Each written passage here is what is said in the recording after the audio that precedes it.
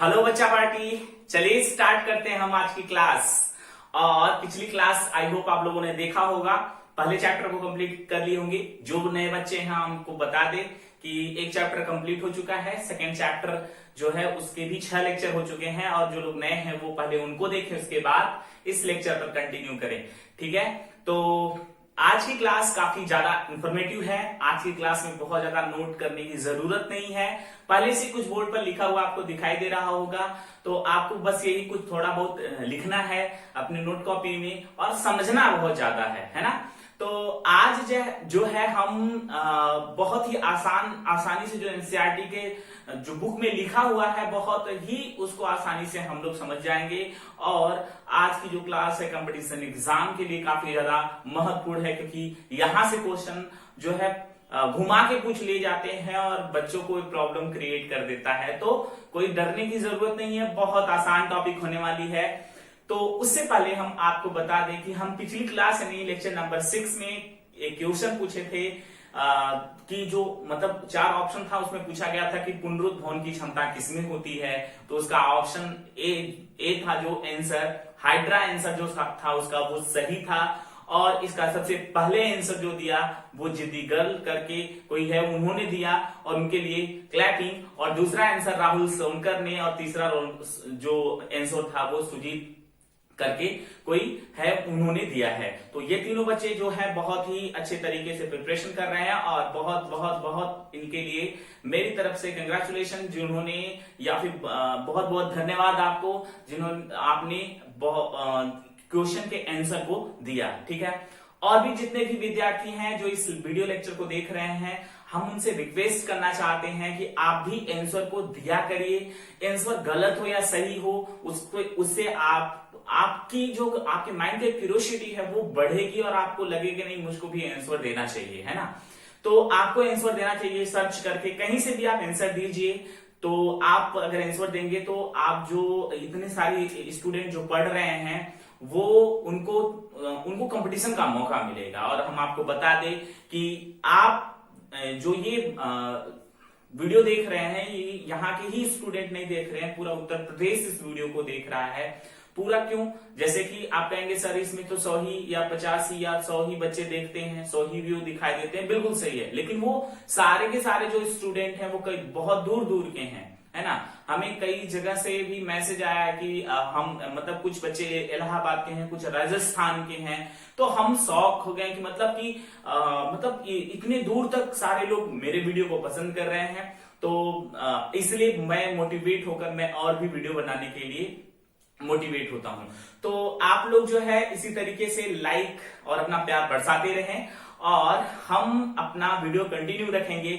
और हाँ, फिर से आपको बता दें कि आप क्वेश्चन का जवाब दिया करिए, गलत हो या सही हो। स्टूडेंट अगर देखिए आप गलत सही आंसर नहीं देंगे तो कैसे समझ में आएगा कि आप गलत थे। ठीक है, तो प्लीज आप आंसर जरूर दिया करिए, कमेंट बॉक्स में लिखा करिए, और वीडियो पसंद आया तो लाइक जरूर कर दिया करिए। आज भी हम एक क्वेश्चन पूछेंगे, और ये जो क्वेश्चन की सीरीज चल रही है मेडिकल एग्जाम, पिछले मेडिकल एग्जाम में पूछे गए क्वेश्चन से आपको दिया जा रहा है। तो आज भी एक क्वेश्चन हम पूछ रहे हैं जो कि इस बोर्ड पर दिखाई दे रहा होगा आप लोगों को। इसमें 4 ऑप्शन है, एक ऑप्शन आपको करेक्ट करना है, और करेक्ट करके इसका आंसर कमेंट बॉक्स में राइट कर देना है। तो थैंक यू सो मच। तो चलिए आज की क्लास हम कंटिन्यू करते हैं। ठीक, स्टार्ट करते हैं। चलिए देखिए यहाँ पर लिखा है, बुक में देखेंगे एनसीईआरटी में, तो एक हेडिंग होगी बही प्रजनन युक्तियां, है ना। तो बही प्रजनन युक्तियां क्या होती हैं, चलिए पहले इसके बारे में जान लेते हैं। देखिए जो फ्लावर होता है, मैक्सिमम फ्लावर आपको पता है वो जो उभयलिंगाश्रयी या द्विलिंगी होते हैं, है ना। उभयलिंगाश्रयी या द्विलिंगी होते हैं, ऐसे प्लांट हैं जो उभयलिंगाश्रयी या द्विलिंगी, उनमें फ्लावर होते हैं। तो अक्सर अगर वो द्विलिंगी है तो अधिकतर उनमें जो है अंतः प्रजनन होने के चांस है।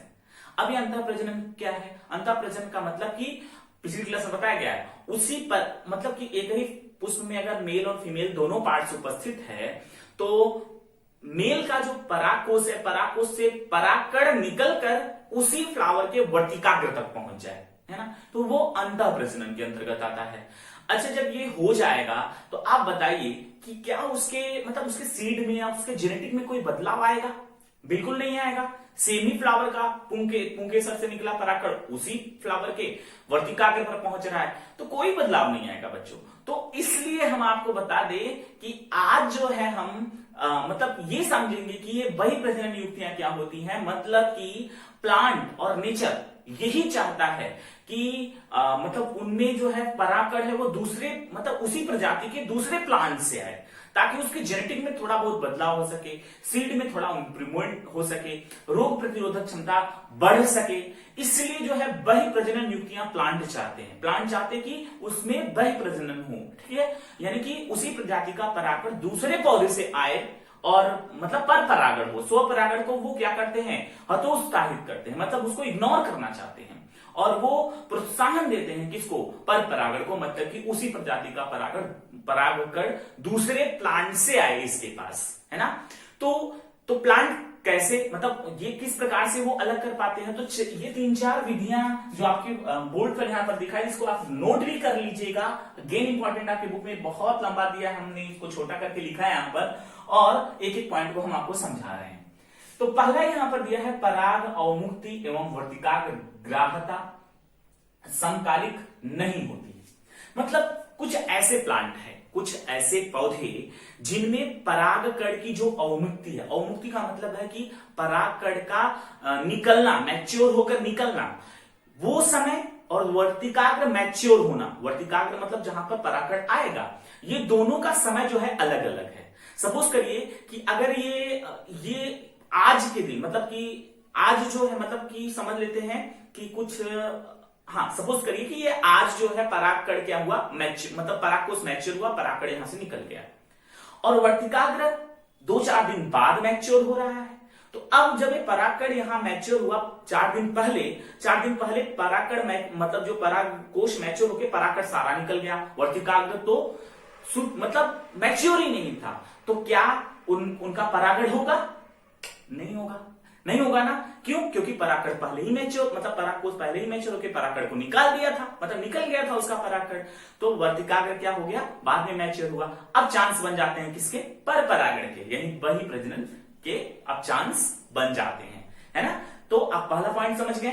दूसरा पॉइंट आपको बता दें, परागकोश तथा वर्तिकाग्र अलग अलग स्थान पर स्थित हो, अर्थात समझ लो मतलब कि मतलब एक लिंगाश्रय की एग्जाम्पल हम यहां पर ले सकते हैं, है ना। मतलब ये कह रहा है कि जो परागकोश हो वो दूसरे स्थान पर, वर्तिकाग्र दूसरे स्थान पर, तो चांस बनते हैं क्या, बही प्रजनन युक्तियां कि परागकण को कोई कीट या कोई भी जीव लेकर आएगा, वर्तिकाग्र पर छोड़ेगा, है ना। सिंपल है ना। तो ये भी क्या देता है, दूसरा पॉइंट भी बही प्रजनन युक्तियों को सपोर्ट कर रहा है। अब तीसरा बताते हैं स्व असामंजस्य। स्व असामंजस्य मतलब परागकण जो होता है, मतलब कि सपोज जैसे अगर हम आपको यहां पर बता दें, पिछली क्लास में फिगर ड्रॉ किया गया था, जो आपको याद होगा स्त्री केशर वाला भाग जो था ऐसे डंठल था और नीचे ऐसे फूला हुआ था। तो जो वर्तिकाग्र होता है, जो वर्तिकाग्र है वहां पर परागकण आकर गिरा, ठीक है, परागकण सपोज करिए, ये तीसरा पॉइंट बता रहे हैं हम आपको। वर्तिकाग्र आकर वहां पर मतलब परागकण वर्तिकाग्र पर आया और जो प्लांट था, प्लांट समझ ही नहीं पाया कि वो उसी की प्रजाति का क्या है, परागकण है ना, उसी की प्रजाति। मतलब स्व असामंजस्य का मतलब यहां पर ब्रैकेट में लिखा है पराग या स्त्री केसर में पराग नलिका की वृद्धि को रोकना।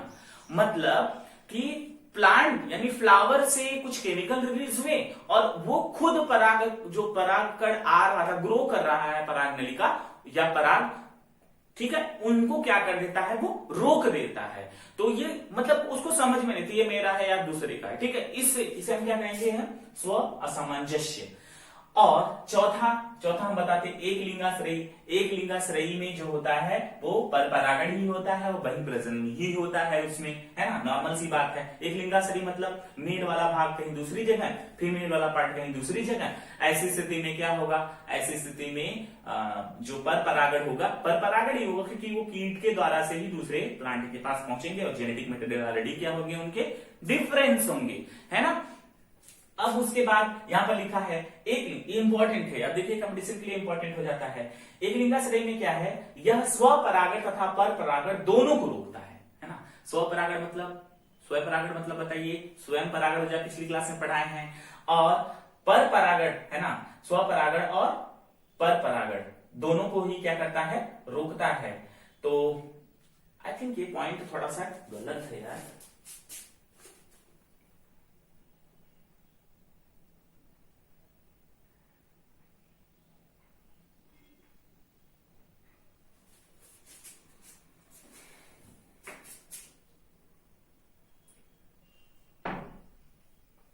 ये सजात पुष्पी परागण होगा।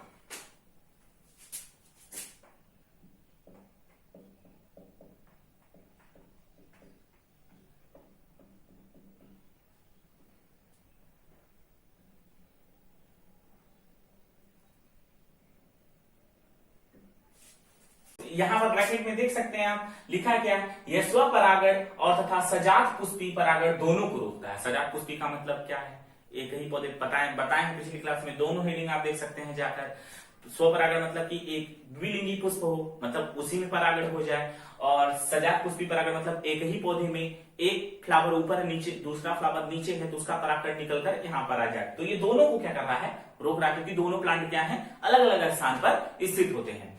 और यहाँ पर एक नोट लिखा है। नोट में आप ध्यान से देखेंगे, नोट में क्या बताया जा रहा है, उभय लिंगाश्रयी यानी एरेंड और मक्का इसमें आता है। यह स्वपरागण को रोकता है, मतलब इसमें स्वपरागण नहीं होता, ठीक है, स्वपरागण को रोकता है। और सजात पुष्पी इसमें होता है, तो सजात पुष्पी परागण इसमें होता है। तो यहाँ पर लिखा है स्वपरागण को रोकता है, न कि सजात पुष्पी परागण को। तो आई थिंक आप ये 4 पॉइंट आपको दिए गए थे, एक नोट के साथ आपने नोट कर लिया होगा। और हम आज अब बढ़ते हैं नेक्स्ट टॉपिक की तरफ, जो कि बहुत ज्यादा इंपॉर्टेंट और समझने वाला टॉपिक भी है ना। चलिए देखते हैं हमारा नेक्स्ट टॉपिक क्या है, पराग स्त्री केसर संकर्षण, है ना। पराग स्त्री केसर संकर्षण, हम इसको इरेज कर देते हैं।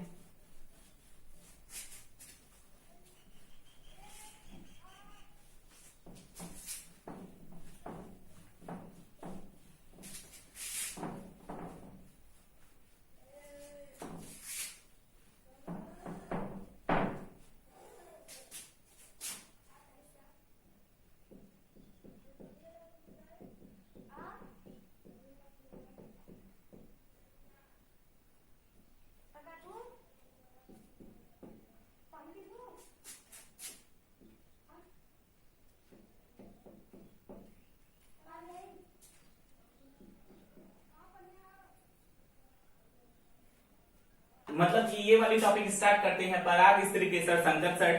इसमें आपको एक छोटा सा फिगर है, आप थोड़ा बुक में, अगर आपके पास बुक है तो आप बुक ओपन करके यहां पर देख लीजिएगा थोड़ा से, है ना। यहां पर देखेंगे तो कई सारे फिगर आपको दिखाई दे रहे होंगे, 1 2, यहाँ पर जो 3 4 फिगर दिखाई दे रही है, ये देखिए, ये पराग नली देखिए ग्रो करते हुए आगे जा रही है। ये जो आप फिगर देख रहे हैं, यहाँ पराग नली जो है इस तरीके से ग्रो करते हुए नीचे की तरफ जाती है, और यहाँ पर पराग नली जो परागकण वर्तिकाग्र पर गिरा है, ये क्या कर रहा है, जर्मिनेट कर चुका है। और यहाँ पर इसका एक जो है स्केच फिगर बनाया गया, जो साफ साफ दिखाई दे रहा है कि परागकण जो है वर्तिकाग्र पर बहुत संख्या में आते हैं, लेकिन उनमें से जो उसका होता है वही ग्रो करके कहां पहुंच पाता है, बीजांड के पास पहुंच पाता है।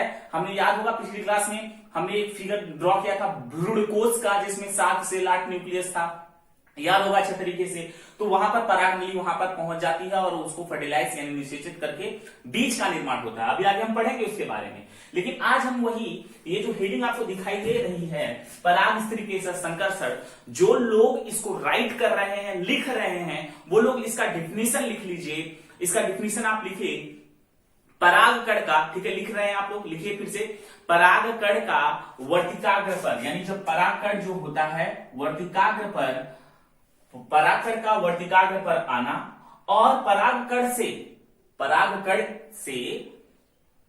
पराग नली का विकसित होना, है ना। इस पूरे प्रोसेस को हम क्या कहते हैं, पराग स्त्री केसर संकर्षण कहते हैं, है ना। फिर से ध्यान से देखिएगा, फिर से एक बार इसको रिवाइज कर देते हैं, है ना। जो बच्चे, जो विद्यार्थी जो नोट बना रहे हैं, वो लोग राइट करिए, है ना, लिखिए आप लोग। फिर से हमने क्या बोला, जो ये जो पूरा भाग है ये क्या है, स्त्री केसर है। तो परागकण का वर्तिकाग्र पर आना और वहां जर्मिनेट होके, अंकुरित होके बीजांड तक पहुंचना, क्या कहलाता है? पराग स्त्री केसर संकर्षण कहलाता है। ठीक है, ये वाला भाग क्या है? स्त्री केसर वाला भाग है बच्चों, है ना, स्त्री केसर वाला भाग है। तो जब ये स्त्री केसर वाला भाग है तो आपको याद होना चाहिए, सीधा सा टॉपिक है, मतलब परागकण का वर्तिकाग्र पर आना और अंकुरित होकर कहां पहुंचना? बीजांड तक पहुंचना क्या कहलाता है? पराग स्त्री केसर संकर्षण कहलाता है। ठीक है, पराग स्त्री केसर संकर्षण कहलाता है। तो ये पराग नली ग्रो करते हुए कहां पर आ गई? बीजांड तक पहुंच गई है ना। और आप अब देखिए, अब कोई भी फ्लावर है तो उसके वर्तिकाग्र पर जरूरी थोड़ी है, जैसे सपोज करिए आम का फ्लावर है तो आम के फ्लावर पे आम का ही परागकण आए, ये जरूरी नहीं है ना। गुड़हल का भी आ सकता है, नींबू का भी आ सकता है, अमरूद का भी आ सकता है। अरे कीट पतंग को थोड़ी पता है कि वो किसका परागकण ला रहे हैं किसके पास, है ना। लेकिन प्लांट इसके लिए अपने अंदर, मतलब प्लांट के अंदर नेचर ने ऐसा सिस्टम डेवलप किया है जिससे प्लांट अपने परागकण को पहचान लेता है, अन्यथा पराग उनका निषेचन ही नहीं होगा। जो बीजांड अंदर है अंड कोशिका, उसका निषेचन ही नहीं होगा और दूसरा उसका परागकण आ गया हो। तो जैसे अगर आम के पेड़ पर अमरूद का अगर परागकण आ गया तो उसका निषेचन ही नहीं होगा। नेचर ने ऐसी क्राइटेरिया को डेवलप किया है, ऐसे सिस्टम को डेवलप किया है प्लांट के फ्लावर के अंदर, है ना। होता यूं है कि अगर गलती से गलत परागकण वर्तिकाग्र पर आ जाता है और ये सपोज करिए ग्रो भी करने लगे, है ना, ये क्या करने लगे? ग्रो भी करने लगा हो, तो जो आप लोग देखे होंगे पिछले फिगर में तंतुरूप समुच्चय एक फिगर बनाया गया था। तंतुरूप समुच्चय यानी कि जो गुणकोश, यानी जो आप ऐसा फिगर ड्रॉ किए थे और उस फिगर में आपको याद होगा तो यहाँ पर प्रतिव्यासांत कोशिका थी, बीच में क्या थी? ध्रुवीय न्यूक्लियाई थे ये, और नीचे की तरफ एक अंड कोशिका और दो क्या था? सिनर्जिक सेल थी, है ना। और यहां पर ऐसे रेसे दिखाई देते जिसको हम क्या बोले थे? तंतुरूप समुच्चय।